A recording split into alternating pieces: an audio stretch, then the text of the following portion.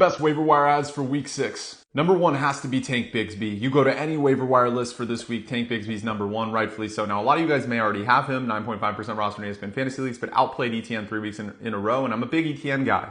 And there's no doubt about that Tank Bigsby will have a role moving forward. There's just no doubt about it. He's outplayed him 3 weeks in a row. Now, ETN looked great in the passing game, the receiving game, right? Like, he got like 6 catches. Tank Bigsby, I don't know if he's going to get the goal line snaps. It might go to ETN still. This is going to be more of a committee, but I would put a substantial amount of your free agent budget on Tank Bigsby because this might be a guy moving forward where he's one of the last great waiver wire gets of the year, right? Like, unless there's a major injury, we kind of know which roles are already established. So Bigsby might be one of the last good running backs you can get on the waiver this year.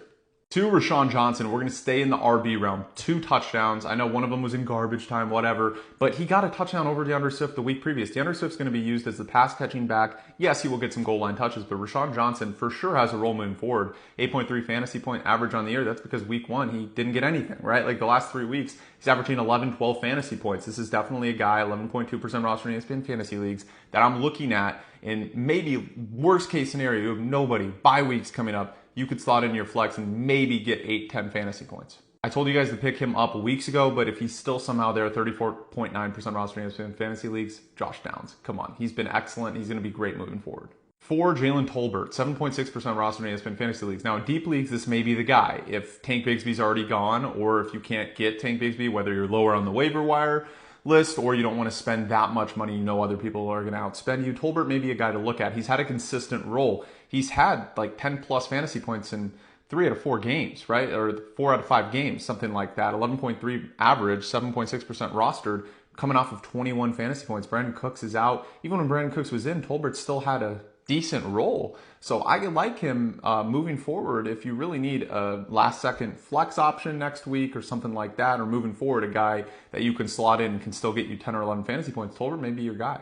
5, Tyrone Tracy Jr. It's only because I think Brian Daboll likes Devin Singletary. I said before the year, Tyrone Tracy was my sleeper of the year. I said in the second half of the season, he's going to be the RB1 of the Giants. Now, I wish Brian Daboll would agree with me, and maybe he will, perhaps at some point. But Tracy is way better than Devin Singletary already, in my opinion. Yes, he needs to work on a few things, but he's quicker. He's a better pass catcher. Singletary is more of a workhorse guy at this point in his career. I like Tyrone Tracy, 129 rushing yards. I know Singletary got hurt. Yes, he'll be back, but this is a guy that I told you guys to draft, but if he's on waivers, 18.4% roster in ESPN Fantasy Leagues, definitely deserves a pickup because I think long-term his role increases. 6, Demario Douglas, 23% roster in ESPN Fantasy Leagues. Yes, we look at the average, 6.8. Like, it's not great. But 24% target share last week. He's becoming the WR1 pretty easily. Yes, on a horrid offense. But what happens if Drake May gets the call? I know there's been some discussion that Drake May could take over for Jacoby Brissett. I'm not saying that would make a substantial difference considering May's a rookie, but it remains clear Demario is the wide receiver 1 on that team. And he should be rostered in most leagues, but Ty Chandler, 34.9% roster in ESPN Fantasy Leagues. We don't know how many weeks Aaron Jones is going to miss or any time at all, but regardless, this guy gets touches on a week-to-week basis, and if Jones gets hurt, you can lock him in your flex position. Let me know what you guys think in the comments, and make sure you follow for my RB rankings coming out tomorrow.